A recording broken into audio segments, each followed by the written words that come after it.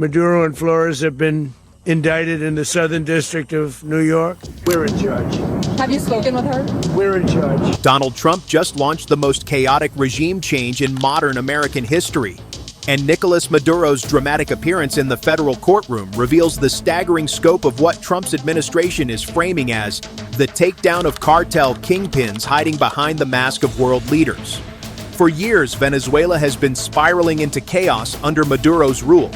But on what seemed like an ordinary morning, American Special Forces executed a lightning-fast military operation that ended with Venezuela's president and his wife being physically removed from their country and transported to New York to face federal charges.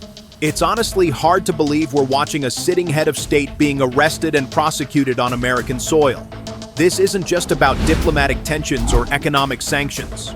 We're talking about a full-scale military intervention that Trump is justifying as the opening salvo in what he's calling his war against the cartels. And the implications are absolutely catastrophic for international law and U.S.-Latin America relations. And trust me, Maduro's defiant courtroom statements claiming he was kidnapped by American forces tells you everything about the legal firestorm this has ignited.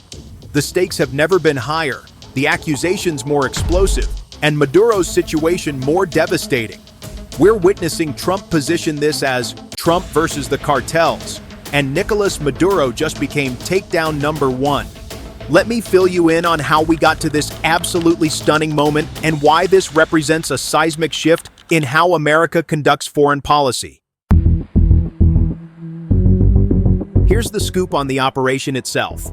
Under direct orders from President Trump, U.S. military forces launched a coordinated strike on Venezuelan territory.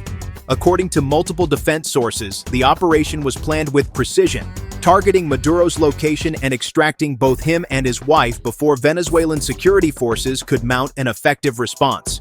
The Trump administration immediately framed this not as an invasion, but as a law enforcement action against what they're calling the cartel-in-chief. Maduro has been facing U.S. federal charges related to narco-terrorism for years. Trump previously doubled the reward for Maduro's capture, raising it to $15 million, and has consistently accused the Venezuelan leader of turning his country into a narco state. But until now, these were just warrants and accusations. The Trump team decided to take unprecedented action, physically removing a sitting head of state to face American justice.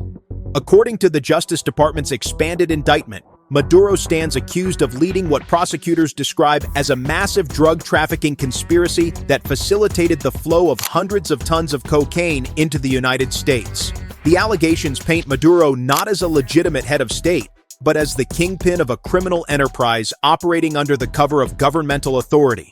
Reports from the Trump administration describe the operation as targeting cartel connections at the highest levels of the Venezuelan government. According to statements from administration officials, they possess evidence linking Maduro directly to narco-terrorist organizations, including partnerships with Colombian guerrilla groups involved in cocaine production and distribution. Talk about a devastating narrative. The Trump team isn't just saying Maduro turned a blind eye to drug trafficking. They're alleging he was the mastermind, profiting from the drug trade while his people starved. According to courtroom observers present at Maduro's first appearance in U.S. federal court, the former Venezuelan president entered a plea of not guilty to all charges. But here's where it gets even more dramatic. Maduro didn't just deny the charges.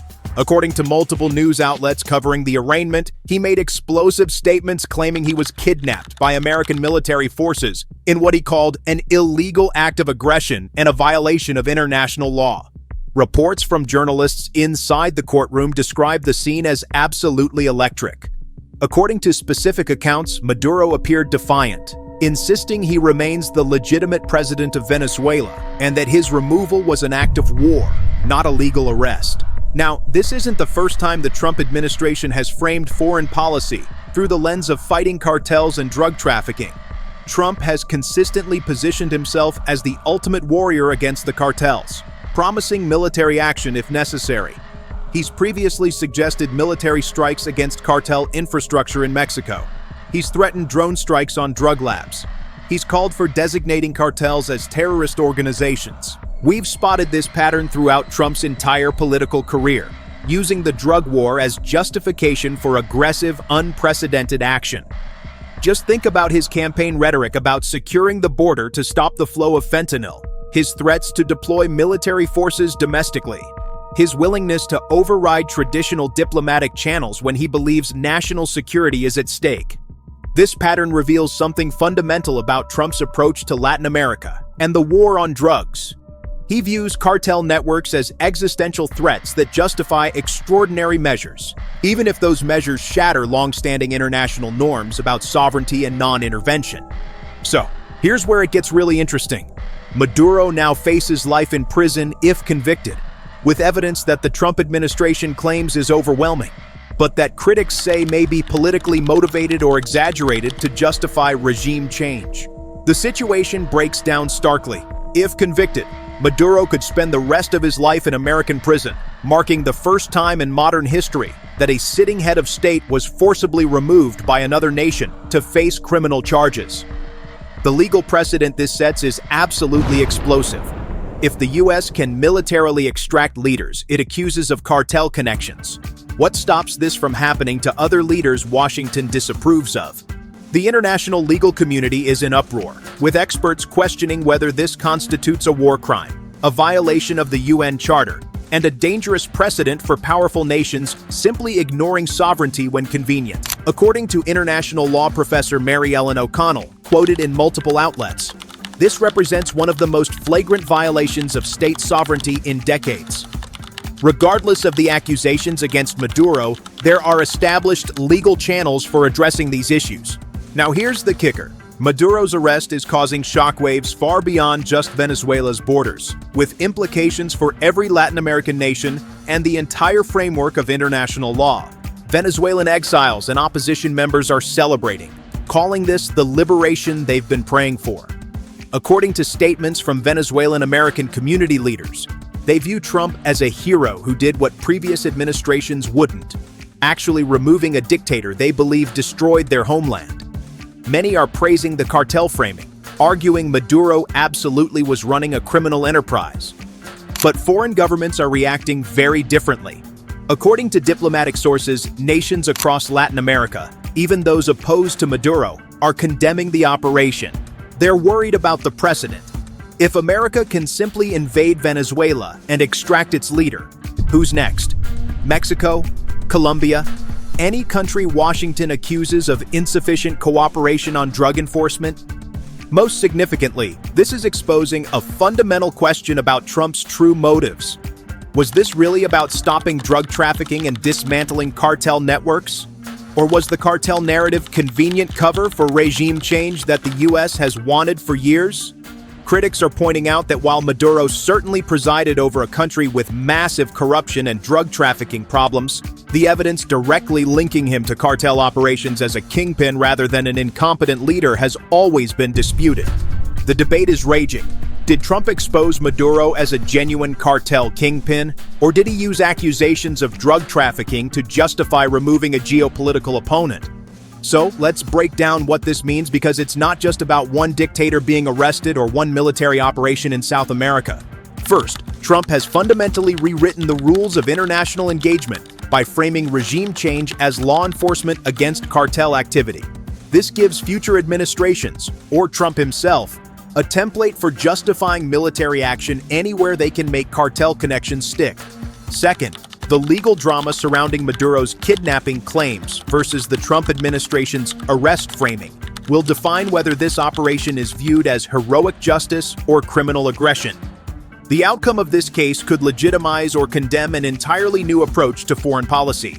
Third, the global reaction reveals deep divisions about American power and the war on drugs.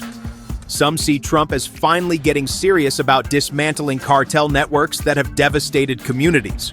Others see a dangerous superpower trampling international law under the guise of drug enforcement. So, here's the deal. Trump launched a military operation that resulted in the arrest and removal of Venezuela's president, framing it as taking down a cartel kingpin. Maduro now sits in an American jail cell, pleading not guilty and claiming kidnapping, while the world watches the most controversial prosecution in modern international relations unfold. This isn't just about whether Nicolas Maduro is guilty or innocent of drug trafficking charges. It's about whether the United States can, or should, use accusations of cartel connections to justify invading countries and extracting their leaders. It's about whether Trump exposed a genuine narco state or simply weaponized the drug war for regime change. So watch how this trial develops as international pressure mounts from all sides. Watch whether evidence presented actually proves Maduro was a cartel kingpin or reveals thinner connections than advertised. Watch whether other Latin American leaders start looking over their shoulders, wondering if they're next on Trump's list. The stakes couldn't be higher, the accusations more explosive, or Maduro's situation more unprecedented. We're watching Trump turn the war on drugs into justification for the most dramatic regime change operation in a generation, and the entire world is asking, what comes next?